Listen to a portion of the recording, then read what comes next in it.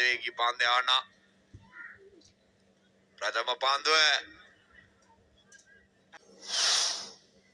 හොඳයි නැවතත් සූදානම් වෙනවා සිලෝන් ෆාම්ස් කොඩකින්. නැවතත් එකඟ වුණා යාළුව අතිරේක ලකුණකින් ලකුණු ලබා ගැනීම සිදු කර ගන්නවා YRC කොඩකින්. යාළුව ලකුණු සංඛ්‍යාව ලකුණු 1යි. නැවතත් සූදානම් වුණා චමිල් ප්‍රසාද් පාන්දු යොමු කරන්න දිව්‍යානා මාධවේගී පාන්දු යවන්න. එවර හොඳ පාන්දුවක් තියුණු පාන්දුවක් යොමු කළේ වම පිටිකරුවාගේ පිටේ ඉන්න ආක්‍රමණය කරමින් තියුණු පාන්දුවක් යොමු කළා චමිල් ප්‍රසාද්.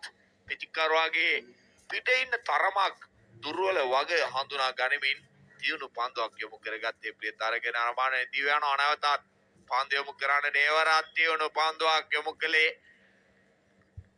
කඩුල්ල තරමක් විවෘත කර පාන්දුවට පහර දෙන කොඩකික් ඉදිරිපාදයේ පිළිබඳව සක්‍රිය කරගෙන අරමානේ තාමත් එක ලකුණක් පමණයි YRC කොඩකින් ලබා තුනක් ඉදිරිව තිබෙන සුපිරි පාන්දු වාරයේ නිමා වීම සඳහා දිව්‍යානා මාධවේගී පාන්දු යවන එවර පාන්දුවේ වේගය සහ මුලින් මාඩාල කරමින් තියුණු පාන්දුවක් ක්‍රියාත්මක කළා. සදිත නිමා නෙවර පරාජය